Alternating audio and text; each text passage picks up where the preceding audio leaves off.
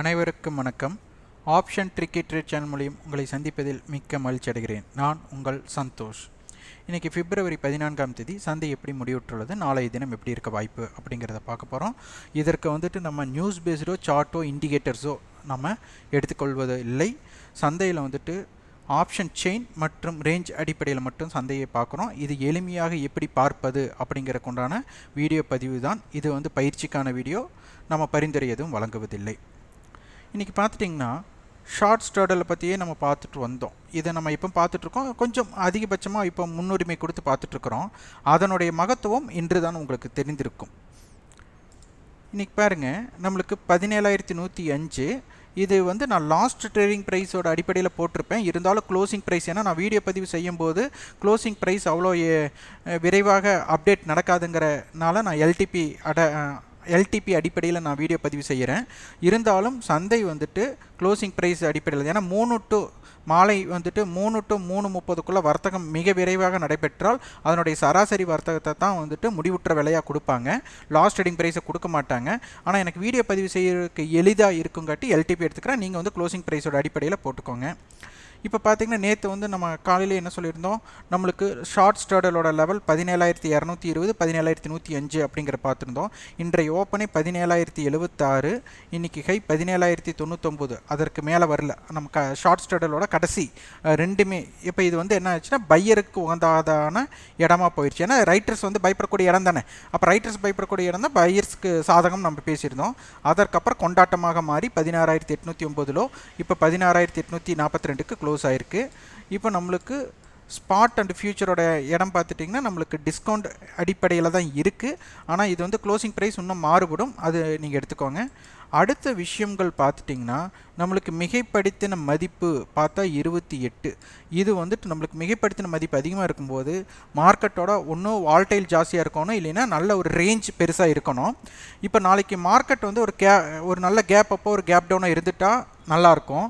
அப்படி இல்லாமல் ஒரு ஃப்ளாட் ஓப்பனிங்காக இருந்துட்டால் இருக்கிற இடத்துல இருந்து இதோட பிரீமியம் கரையணும். அதனுடைய தாக்கம் எப்படி இருக்குங்கிறத பார்க்கணும். இப்போ பார்த்தீங்கன்னா ஷார்ட் ஸ்ட்ரடல் அடிப்படையில் 16,850 நான் க்ளோசிங் எடுத்திருக்கேன். நான் க்ளோசிங் என்ன கிடைக்குன்னு தெரியாது. அதனுடைய கால் ஆப்ஷன் ₹158, புட் ஆப்ஷன் ₹197. இது கூட்டு மதிப்பு ₹355. அதனால் 17,205 16,495 பெரிய வைட் ரேஞ்சாக அமையறதுக்கு வாய்ப்பு இருக்கும். அப்படி இல்லை ஷார்ட் ரேஞ்சுனா 17,008 16,653 இருக்க போகிறது. இதற்குள் சந்தை எப்படி இருக்குன்னு பாருங்கள். சந்தையோட ரெசிஸ்டன்ஸ் லெவல் 16,952 17,008 17,090. Support level 16,720 16,653 16,561. இது ஷார்ட் ஸ்ட்ரடலோட மகத்துவத்தோட அடிப்படையை நம்ம நிஃப்டிக்கு பார்த்தோம். அதே மாதிரி பேங்க் நிஃப்டிக்கு பார்த்தீங்கன்னா உங்களுக்கு தெரியும். பேங்க் நிஃப்டியோட இது பாருங்கள், நம்மளுக்கு 38,070 ஷார்ட் ரேஞ்ச், பிக் ரேஞ்ச் 37,711 கொடுத்துருந்தோம். இன்றைக்கி பார்த்தீங்கன்னா 37,664 ஓப்பன், ஹை பார்த்தா 37,796. அந்த ஷார்ட் ஸ்ட்ரடலோட அந்த எண்ட் பாயிண்ட்டோட இம்பேக்டில் கொஞ்சம் மேலே வந்திருக்கு. ஆனால் அது ஸ்டேபிள் ஆகாமல் 36,828 மட்டும் வந்திருக்கு. அப்போ கிட்டத்தட்ட நம்மளுக்கு ஹையுக்குள்ளவுக்கு ஒரு 1000 புள்ளிகள் வித்தியாசத்தில் நம்மளுக்கு இம்பேக்டட் ஜோன் அமைஞ்சிருக்கு.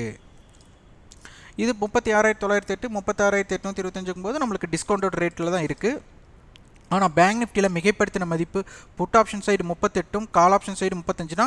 நிஃப்டியை விட பேங்க் நிஃப்டிக்கு அதிகப்படியான மிகைப்படுத்தின மதிப்பு இருக்குது. அதனால் ஒரு நல்ல கேப் அப்போ ஒரு நல்ல கேப் டவுனாக அமைஞ்சிருச்சுன்னா ஒரு நல்ல மார்க்கெட்டோட மூவ்மெண்ட் இருக்கும்.